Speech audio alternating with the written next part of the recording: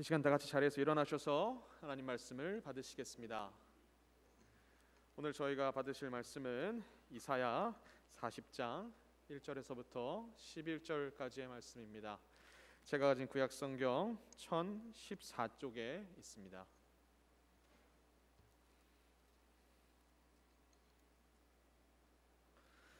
너희 하나님이 이르시되 너희는 위로하라. 내 백성을 위로하라.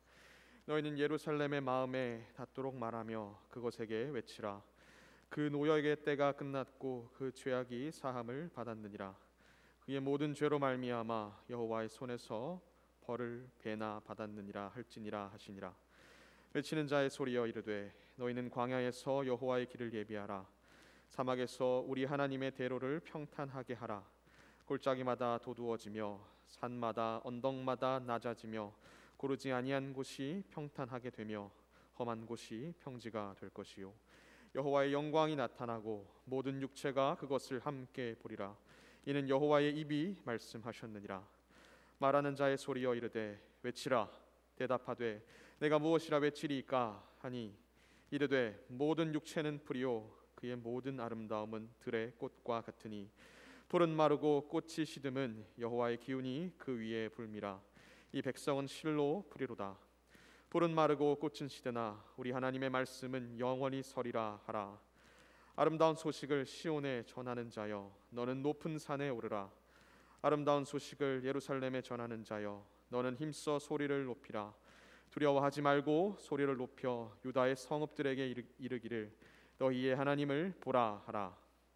보라, 주 여호와께서 장차 강한 자로 임하실 것이요 진이 그의 팔로 다스리실 것이라. 보라, 상급이 그에게 있고 보응이 그의 앞에 있으며 그는 목자같이 양떼를 먹이시며 어린 양을 그 팔로 모아 품에 안으시며 젖먹이는 암컷들을 온순히 인도하시리로다. 아멘. 이는 살아계신 하나님의 말씀입니다. 아멘. 이 시간 담임 목사님께서 주님 오실 길을 예비하라 라는 주제로 말씀 전해주시겠습니다. 많은 은혜 받으시기 바랍니다.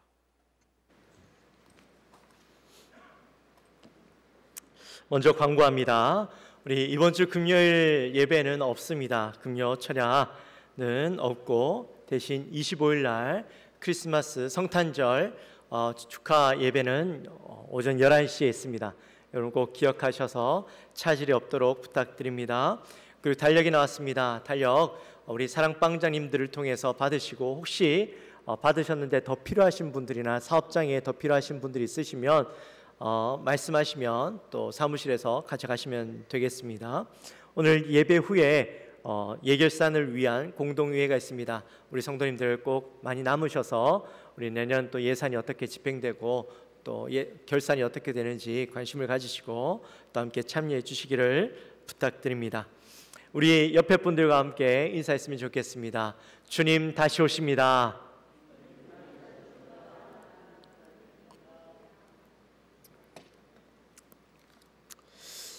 12월이 되면 모두 분주한 마음으로 한 달을 보내게 됩니다.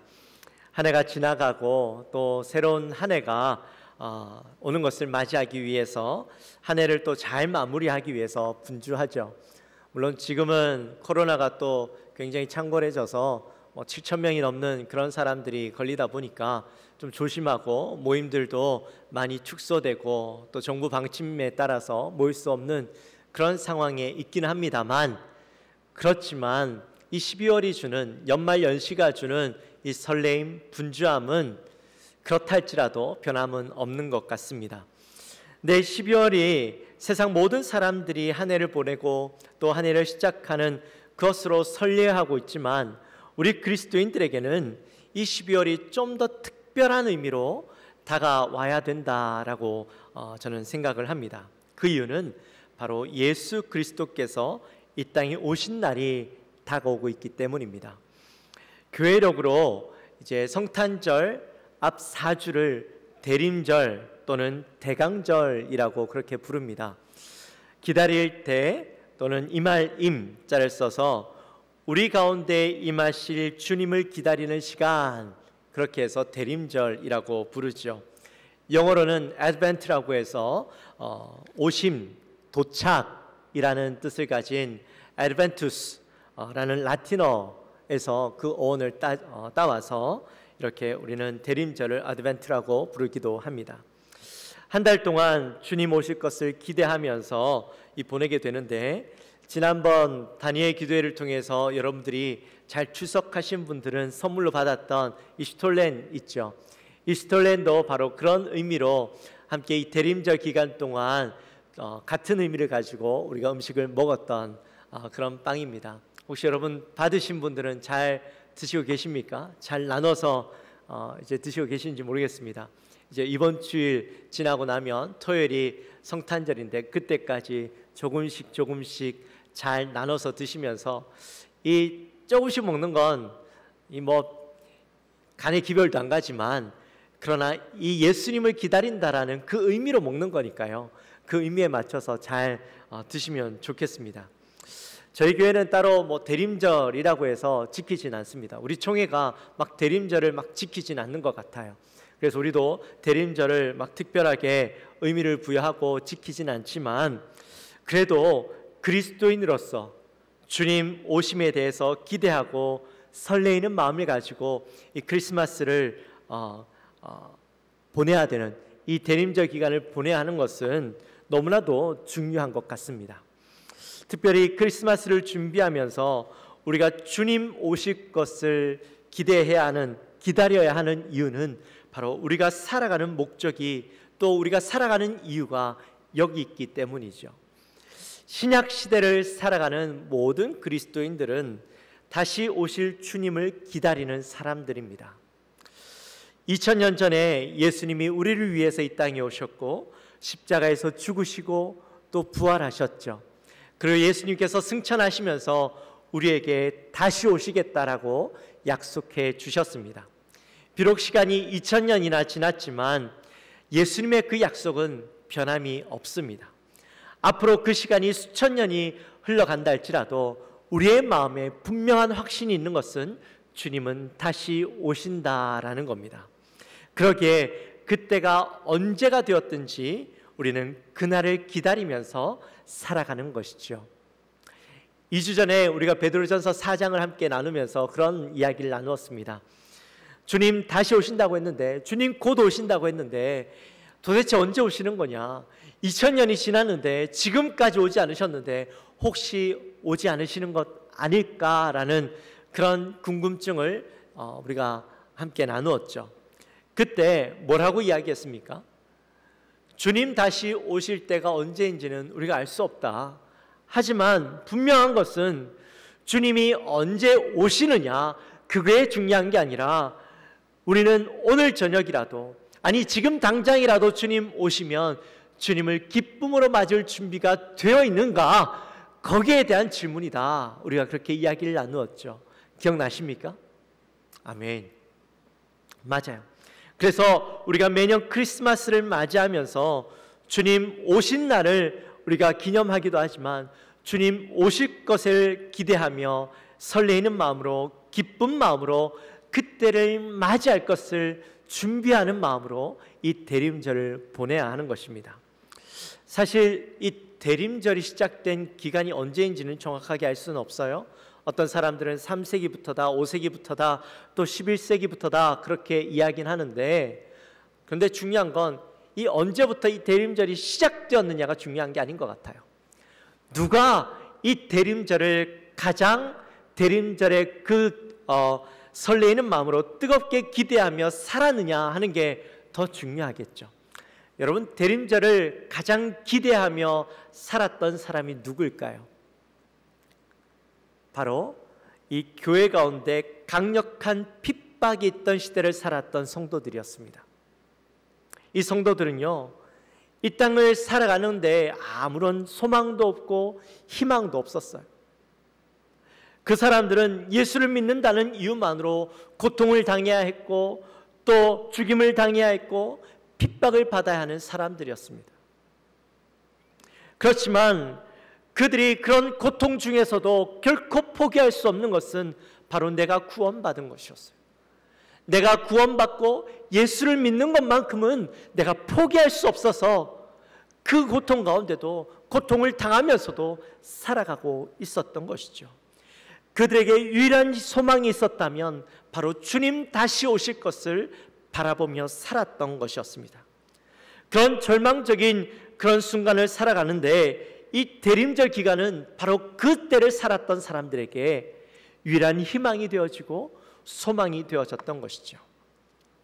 당시 사람들은 이 성탄절에 주님이 나를 위해서 이 땅에 오신 날, 그런 의미도 있었지만 주님께서 우리를 위해서 이 땅에 오셨던 것처럼 주님 다시 오실 것이다 라는 기대를 함께 가진 날이 바로 이 성탄절이었습니다. 그래서 이 성탄절을 준비하며 기다리는 대림절 기간, 바로 그때 주님 다시 오실 줄 믿고 그때 성탄절 날 다시 오실지도 모른다라는 그 희망을 가지고 한 달을 보냈던 거예요. 그래서 주님 오심에 대한 기대가 한껏 더 컸던 때가 바로 이 대림절이었습니다. 사랑하는 성도 여러분, 여러분 어떠십니까? 성탄절을 한 주 앞두고 있는 오늘, 여러분들의 마음 가운데는 정말 그 대림절, 주님 다시 오실 것에 대한 그 기대를 가지고 이 성탄절을 기다리고 계십니까? 주님 오심에 대한 기대, 또 나를 위해 오신 주님을 기쁨으로 맞을 그 기대를 가지고 이 시간들을 보내고 계십니까? 우리가 오늘 읽은 이사야서 40장은 1장부터 39장까지 다분히 구약적이고 심판적이고 또 율법적인 그런 내용들을 가지고 있죠.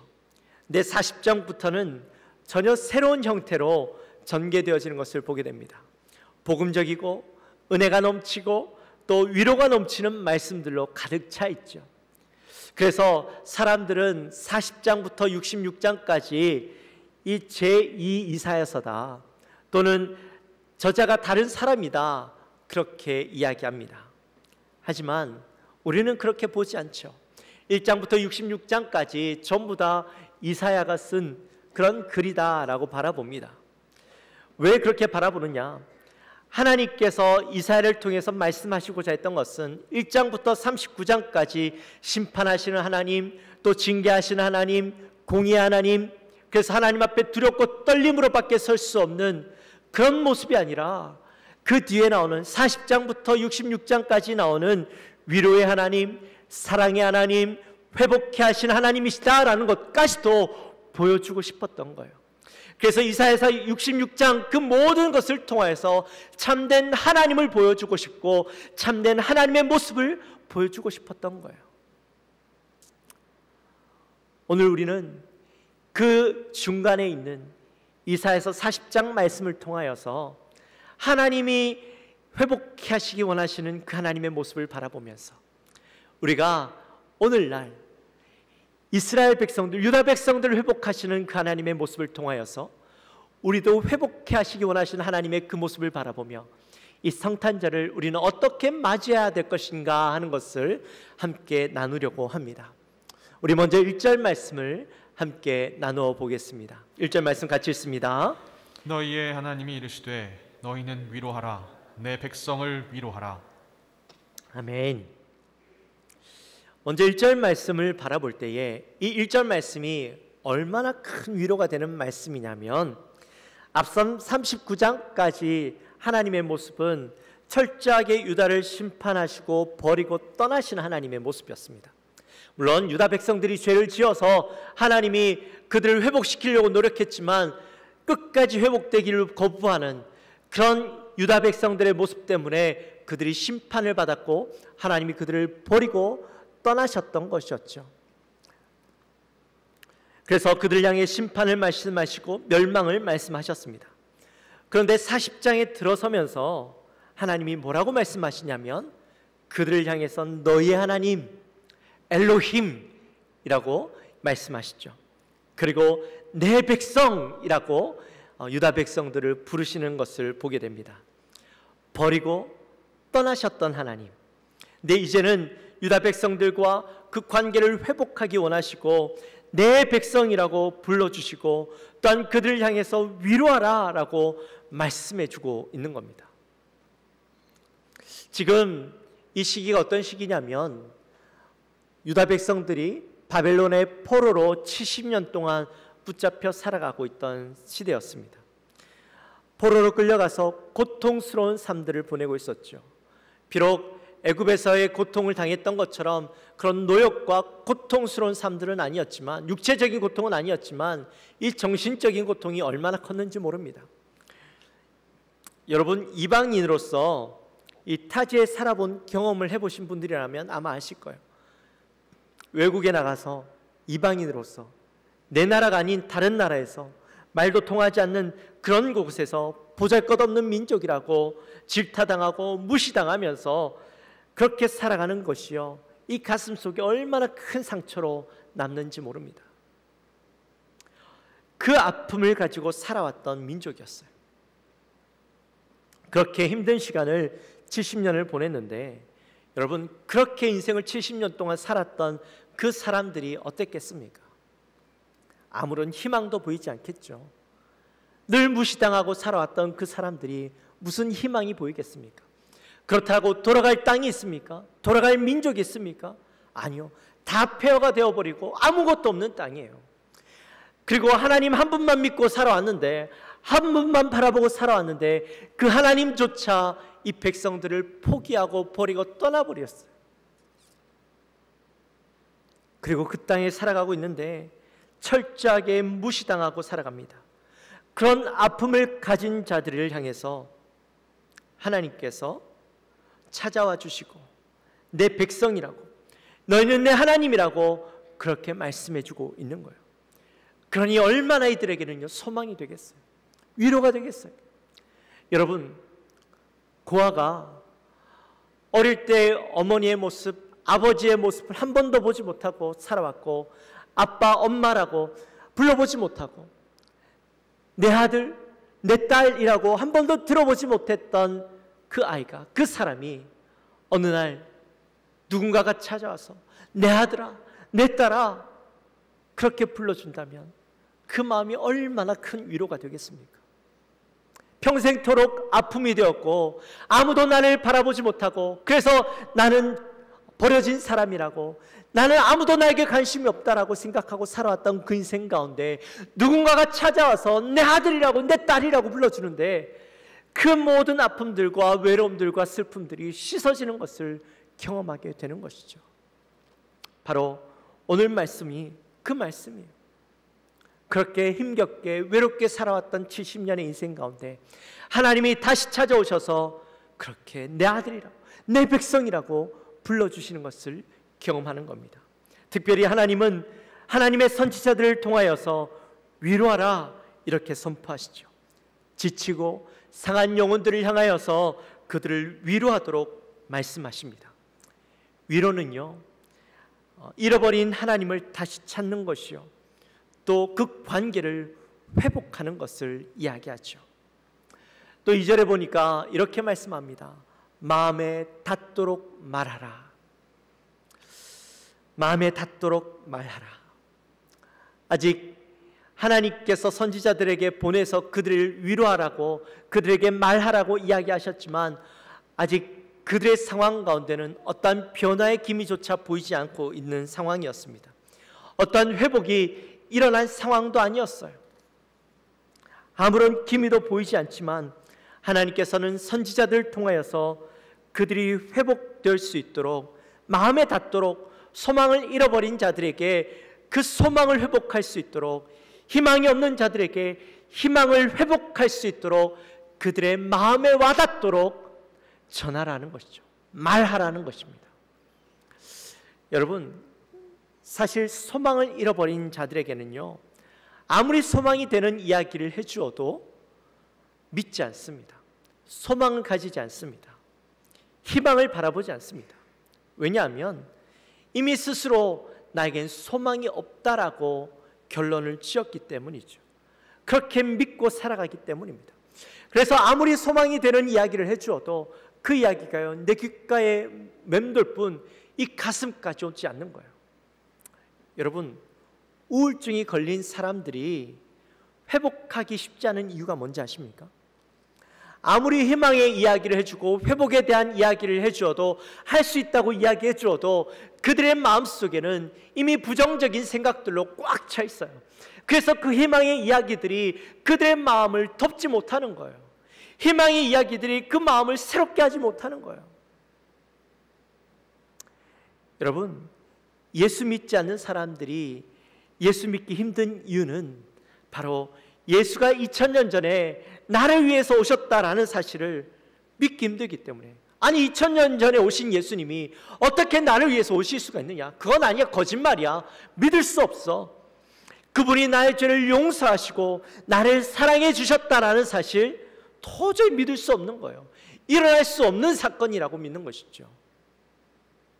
그러나 예수님이 나를 위해서 오셨다라는 사실, 예수님이 나를 구원해 주셨다라는 사실, 예수님이 나를 사랑하신다라는 사실을 믿는 자는 놀라운 변화가 일어나게 되는 겁니다. 전혀 다른 시야를 가지게 됩니다.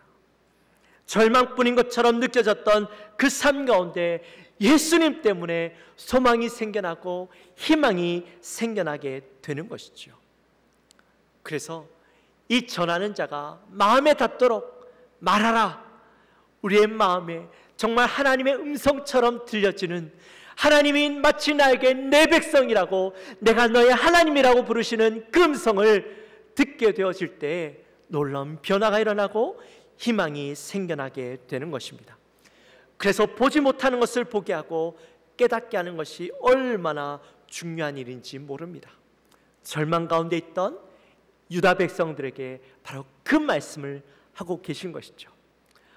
연말 연시가 되어서 우리가 예수님이 우리를 향하여서 오신 것이 아무런 의미가 없는 것처럼 그저 새해가 지나가고 한 해가 지나가고 새해가 오는 것을 바라보고 그것을 기뻐하고 즐거워하는 세상 사람들과 동일한 마음이 아니라, 우리는 이 연말 연시에 주님이 우리를 위해서 오셨다라는 그 사실만으로도 우리가 기뻐하고 즐거워하며 그것으로 소망을 삼는 우리 모든 영광교회 성도님들이 되어지시기를 주님의 이름으로 축원합니다. 또한 그 소망을 바라보는 자들은 그 다음에 어떤 일이 일어나냐면, 우리 3절과 4절 말씀을 같이 함께 읽겠습니다.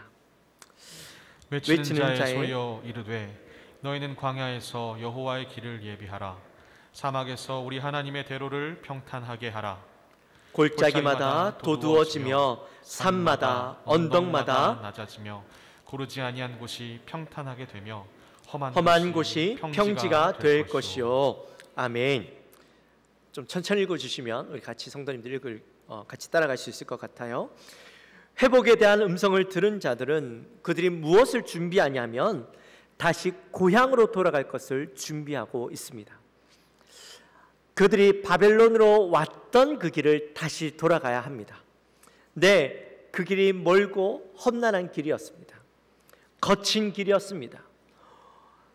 그 길은 산이 있고 언덕이 있고 골짜기가 깊어서 그 돌아가는 길이 험난한데, 근데 오늘 말씀을 보니까 하나님이 이들에게 뭐라고 말씀하시냐면, 마치 전쟁에서 승리한 왕이 가는 것처럼 대로를 만들라는 거예요. 그 길을 평탄하게 하라, 그렇게 말씀합니다. 이제 70년 동안 그들이 포로 생활을 하다가 이제 고향으로 돌아가는 길을, 물론 이제 많은 백성들이 돌아가야 하니까 그 길을 잘 도두어야 되겠죠. 그런데 어떻게 마치 승리한 왕이 지나가는 길처럼 산을 깎고 언덕을 깎고 또 골짜기를 깎아서 평탄하게 만들 수 있습니까? 사실 현실적으로는 일어날 수 없는 이야기들이죠. 그런데 이 말은요, 실제로 산을 깎으라, 언덕을 깎으라, 골짜기를 도두어라, 그런 이야기가 아니에요. 그럴 여유가 어디 있습니까? 그럴 상황이 어디 있습니까? 여기에서 이야기하는 이 말씀은 이스라엘 백성들이, 유다 백성들이 이제 하나님께서 그들을 회복하기 원하시는데, 그런데 여전히 그 이스라엘 백성들, 유다 백성들 마음 가운데 교만한 마음들, 죄된 마음들이 있다라는 거예요. 그래서 그들이 하나님을 만나기에 걸림돌이 되지 않도록 그들의 마음을 닦으라는 거예요. 평탄하게 만들라는 거예요. 여전히 그들의 마음 가운데 죄악된 마음들이 있다면 회복은 일어날 수 없겠죠. 마찬가지입니다. 오늘날 우리도 주님이 오셨고 또 다시 주님이 오실 텐데 여전히 우리의 마음은 세상 사람들과 동일하여서 세상에 눈이 있고 세상 사람들이 흥분하고 세상 사람들이 바라보는 것을 바라보고 있다면 우리를 위해서 오신 그 주님을 기쁨으로 맞을 준비가 되어 있지 못한 거예요. 주님이 오시는데 주님이 오시는 것을 바라보지 못하고 살아간다면 우리는 그 주님을 기쁨으로 맞이할 수 없는 것이죠. 그러므로 우리는 세상 사람들이 바라보는 것을 바라보는 것이 아니라 하나님을 바라보고 하나님과의 관계에서 우리가 걸림돌이 되어지는 모든 죄의 문제들을 하나님 앞에 내어놓고 정말 주님 오실 것을 바라보며 나아가는 삶이 되어야 하는 것입니다. 우리의 고향을 바라보아야 하는 것이죠. 주님 본향을 바라보아야 하는 것이죠. 예루살렘으로 돌아갈 길을 바라보는 것처럼 주님 다시 오실 길을 바라보며 기다리며 나아가야 하는 것입니다. 하나님과의 관계를 회복해야 될 것을 바라보며 나아가야 하는 것입니다. 그리고 6절부터 8절까지의 말씀을 보니까 우리 같이 한번 6절 말씀부터 8절까지 한번 같이 읽어볼까요? 우리 모든 육체는 풀이요. 여기서부터 같이 함께 있습니다. 모든 육체는 풀이요 그의 모든 아름다움은 들의 꽃과 같으니 풀은 마르고 꽃이 시듬은 여호와의 기운이 그 위에 불미라. 이 백성은 실로 풀이로다. 풀은 마르고 꽃은 시드나 우리 하나님의 말씀은 영원히 서리라 하라. 아멘. 자, 여기에 보면 풀과 꽃은 1차적으로는 바벨론을 이야기합니다. 하나님께서 그들에게 회복의 말씀을 해주셨고 너희가 이제 돌아갈 길을 준비하라, 하나님과의 관계를 회복할 것을 준비하라 이렇게 말씀하셨는데 그들의 눈으로 바라볼 때는 여전히 바벨론은 강성한 거예요. 이 무너지지 않을 것 같은 거예요. 그들이 고향으로 돌아갈 수 있는 그런 환경들이 안 이루어질 것 같은 거죠. 그래서 그들이 바라볼 때는 이 강한 아름다운 여전히 아름답게 피어나고 있는 꽃과 같은 바벨론인데 하나님께서 뭐라고 말씀하시냐면 아무리 강한 꽃과 풀이라 할지라도 그들은 시든다라는 거예요. 어떻게? 하나님의 강력한 바람이 불면 그들은 결코 견딜 수 없다라는 겁니다. 1차적으로는 이게 바빌론이에요. 근데 우리가 이 말씀을 바라볼 때 또 어떻게 바라볼 수 있냐면 여기에 나타나 있는 풀과 꽃은 사람들을 이야기합니다. 또 인생을 이야기합니다. 세상의 모든 것을 이야기하고 있습니다. 그래서 사람들은 이 땅의 것을 바라보고 이 땅의 화려한 것들을 바라보고 거기에 소망을 두고 살아가지만 그러나 여러분 인생이 어떻습니까? 이 땅의 것들이 어떻습니까? 언젠가는 꽃도 풀도 시들고 말라버리고 말죠. 아무리 아름다운 꽃이라 할지라도 아무리 생명력이 강한 꽃이라 할지라도 한 달을 넘기지 못합니다. 여러분 1년 내내 평생 동안 꽃 있는 꽃을 본 적 있으십니까? 그런 꽃은 없죠.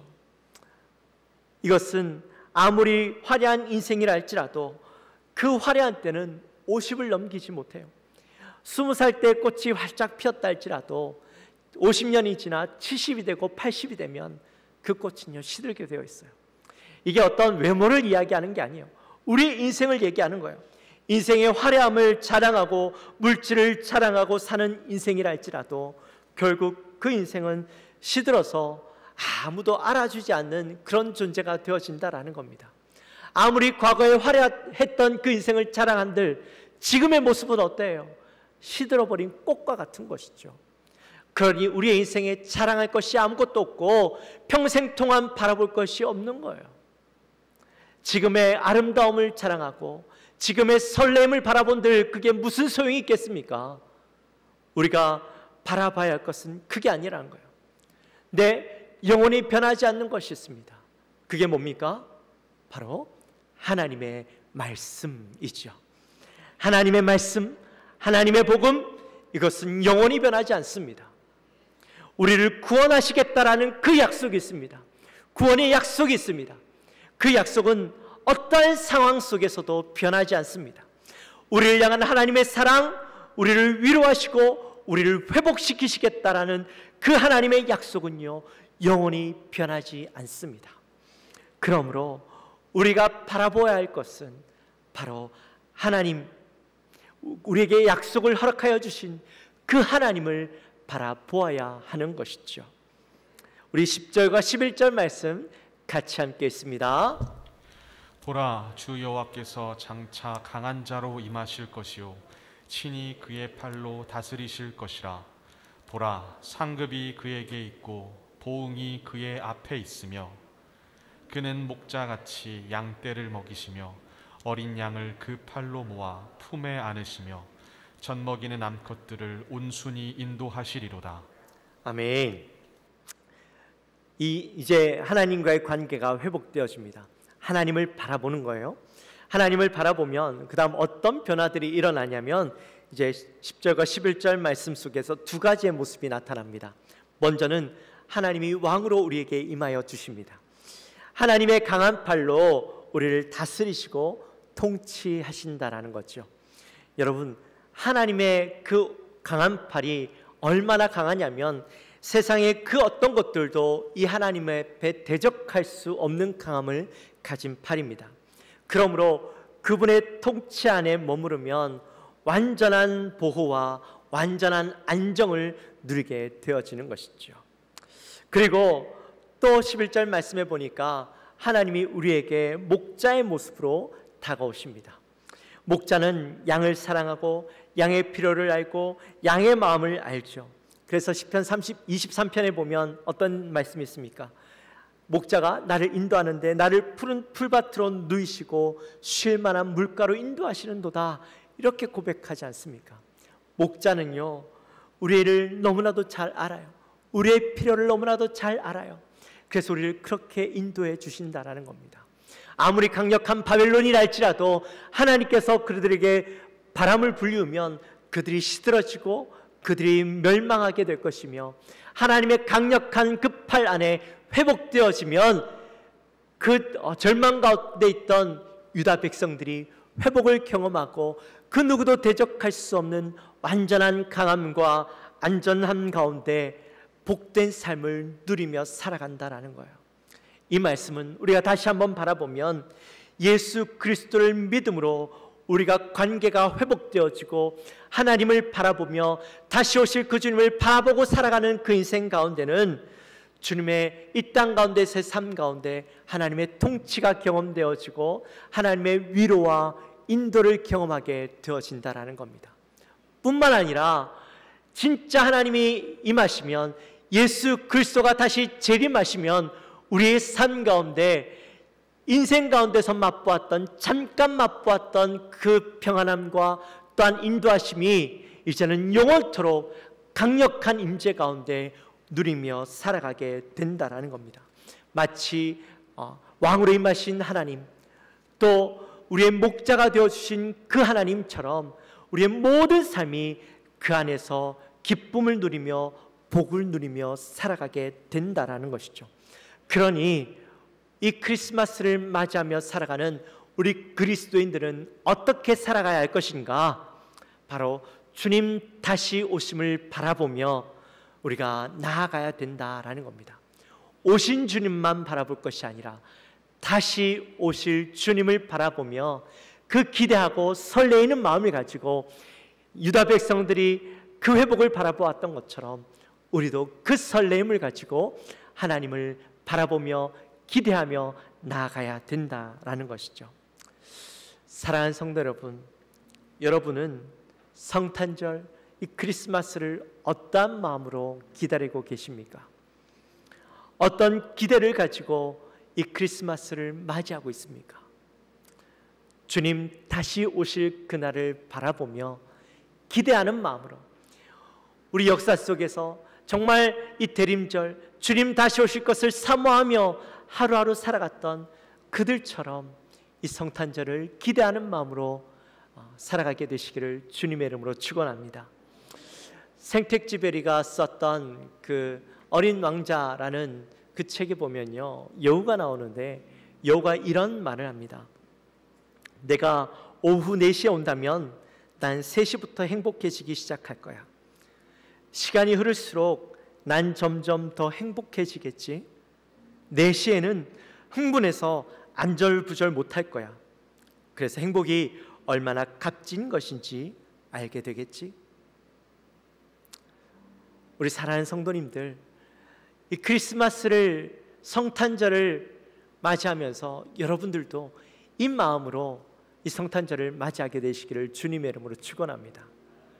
3시부터요, 그 마음이 설레기 시작하고 시간이 흐를수록 점점 행복해집니다. 주님 오실 것을 기대하고 바라보니 그 마음이 더 설레고요, 행복해지는 거예요. 나중에는 흥분하게 되어지는 겁니다.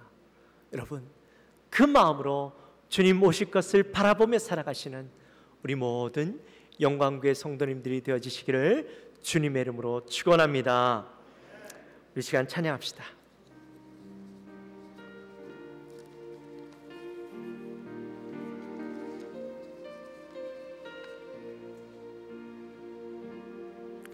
예수 우리들의 밝은 빛, 은혜와 긍휼을 베푸시는 주, 의의 길을 따라가는 주의 자녀들에게 항상 밝은 빛을 비추시네. 그는 구원의 주 하나님, 공의로 세상을 다스리시네. 주를 경외하는 자들에게 부어주시는 놀라운 주님의 영광, 하늘에서 찬란하게 빛나는 주의 영광, 이 땅에 오셨네. 어둠을 밝히고 새 생명 주시네. 영원히 빛나는 나의 예수님, 높이 영광과 찬양 받으실 그 이름 경배합니다. 슬픔을 거두고 내게 자유 주시네. 기쁨의 노래를 영원한 나의 빛 예수께. 우리 시간에 다시 한번 고백하며 나갑시다. 예수, 예수 우리들의 밝은 빛, 은혜와 긍휼을 베푸시는 주, 의의 길을 따라가는 주의 자녀들에게 항상 밝은 빛을 비추시네. 그는 구원의 주 하나님, 그는 구원의 주 하나님, 공의로 세상을 다스리는 이네. 주를 경외하는 자들에게 부어주시는 놀라운 주님의 영광, 하늘에서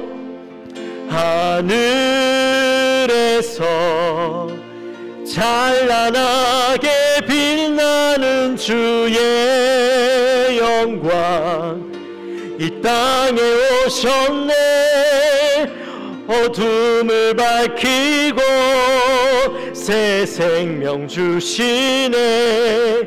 영원히 빛나는 나의 예수님, 높이 영광과 찬양 받으시 그 이름 경배합니다. 슬픔을 거두고 내게 자유 주시네.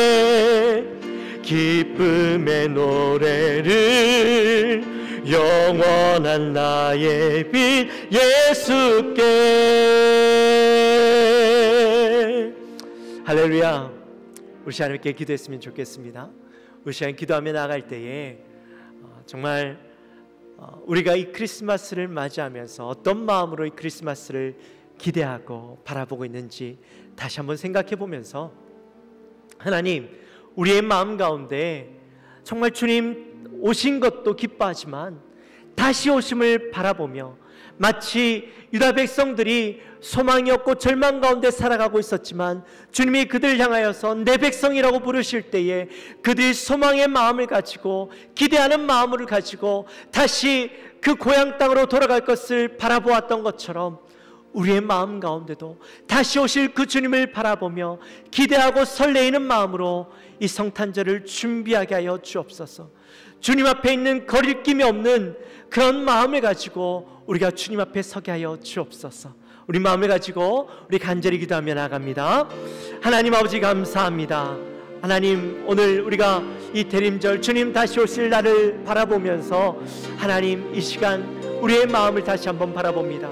우리의 마음 가운데는 우리 성탄절을 어떤 마음으로 기대하며 바라보고 있는가 바라보며, 하나님, 그저 아무런 느낌이 없이 또는 하나님 그냥 오신 주님만 바라보며 이 대림절을 맞이하고 우리 성탄절을 기다리고 있는 우리의 모습은 아닙니까? 하나님, 분명히 이 성탄절은 오신 주님이시기도 하지만 또한 다시 오실 주님을 바라보며 기대하며 바라보는 날이기도 합니다. 하나님, 우리의 마음 가운데 오실 주님, 다시 오실 주님, 우리를 회복시키시고 하나님의 영원한 그 기쁨 가운데 우리를 인도하여 주실 그 주님을 바라보며 하나님 기대하는 마음으로 이 성탄절을 바라보게 하여 주옵소서. 준비하게 하여 주옵소서. 하나님 아버지, 감사합니다. 우리가 성탄절을 맞이하며 준비하며 하나님 마지막 대림절 주일 가운데 하나님, 우리가 이사야서의 말씀을 통하여 우리의 마음이 어떤 마음으로 이 날을 기대하며 바라보아야 하는가 하는 것을 나누었습니다. 이스라엘 백성, 유다 백성들이 하나님께서 찾아오시고 회복을 말씀하실 때에 소망이 없고 절망 가운데 살아가던 그 인생들이 다시 돌아갈 것을 바라보고 하나님 앞에 회복될 것을 바라보며 소망을 가지고 살아갔던 것처럼, 우리에게도 하나님 다시 오실 주님을 바라보며 소망을 가지고 기쁨을 가지고 주님 오심을 바라보는 우리 모든 영광교회 성도님들 되게 하여 주옵소서. 감사합니다. 예수님의 이름으로 기도하옵나이다. 아멘.